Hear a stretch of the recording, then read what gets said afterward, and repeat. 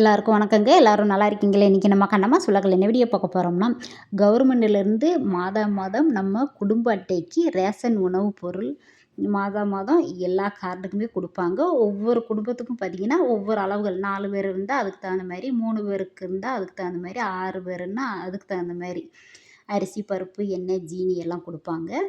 எங்களுக்கு பார்த்திங்கன்னா 4 பேருன்றனால 20 கிலோ அரிசி, பருப்பு, ஜீனி, எண்ணெய். 20 கிலோ அரிசியில் 15 கிலோ அரிசினா கோதுமை ஒரு 5 கிலோ. அப்போ மொத்தம் 20 கிலோ வந்துடுதா? அந்த மாதிரி கணக்கு போடுவாங்க. இல்லை 2 அரிசின்னா பச்சரிசி 5 கிலோ, புழுங்கல் அரிசி 15 கிலோ, கோதுமை போடலைன்னா அந்த மாதிரி கணக்கில் கொடுப்பாங்க. இப்போ இந்த தடவை எங்களுக்கு கோதுமை 5 கிலோ கொடுத்துருக்காங்க, அரிசி 15 கிலோ புழுங்கல் அரிசி, ஜீனி 2 கிலோ, பருப்பு துவரம்பருப்பு 1 கிலோ. ஜீனி பார்த்திங்கன்னா 2 கிலோனா 1 கிலோ தாங்க இருக்கும். பருப்பு ஒரு அரை கிலோ தான் இருக்கும், 3/4 கிலோ கணக்கு கூட இருக்கும், அந்தளவு தான் அங்கே இருக்கும். மற்றபடி 1 கிலோ கரெக்டாக இருக்காது, 2 கிலோ ஜீனி கரெக்டாக இருக்காது. கோதுமை பாருங்கள், இது 5 கிலோவாமா, 5 கிலோ இருக்காதுங்க, ஒரு 3 கிலோ அளவு தான் இருக்கும். அது தூசி ஈஸியாக இருக்குது, அது கூட சுத்தம் பண்ணிக்கிறலாம். கோதுமையில் நல்ல கோதுமை தான். அரிசியுமே நல்லா இருக்குது. இதுவே பார்த்திங்கன்னா வாழ்வாதாரமாக நம்பி இருக்கிற ஏழை எளிய மக்களுக்கு உணவுப் பொருள் கரெக்டாக போய் சேரணும். பாவம் ரொம்ப கஷ்டப்படுறவங்களாம் பார்த்திங்கன்னா மாதம் மாதம் இந்த ரேஷன் அரிசி வாங்கி தான் பொங்கி சாப்பிட்ணும். அந்த மாரி நிலமையிலையும் இருக்கிறவங்க இன்னும் இருக்க தான் செய்கிறாங்க.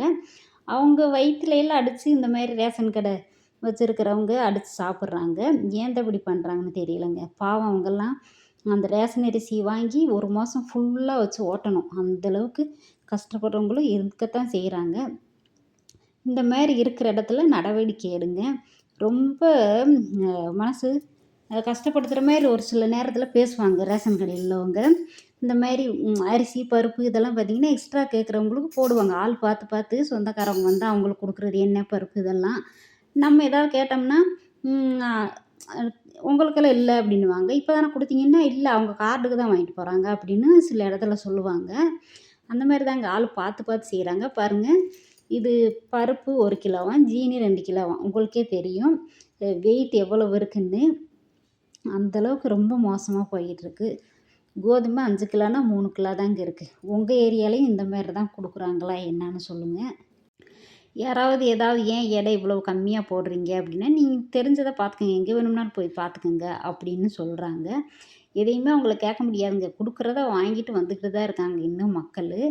அவங்களுக்கு பயந்து இல்லை, ஏன் வீணாக வம்பு சண்டைக்கு போய்க்கிட்டு நாளை பின்ன பொருள் கேட்டால் கொடுக்க மாட்டாங்க. இன்றைக்கி வா நாளைக்கு வா அலக்கழிப்பாங்க, இன்னும் பொருள் வரல அப்படி இப்படின்னு. அதனால் கொடுக்குறத வாங்கிட்டு வந்துக்கிட்டு தாங்க இருக்காங்க.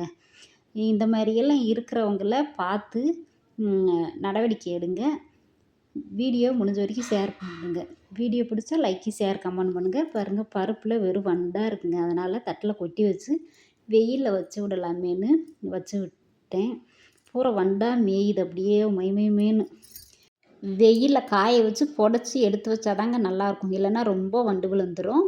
நமக்கு கொடுக்க வேண்டிய பொருளை கரெக்டாக எடை கம்மி பண்ணாமல் கொடுத்தாலே போதுங்க. வேறு என்ன எச்சாவாக நம்ம கேட்க போகிறோம்?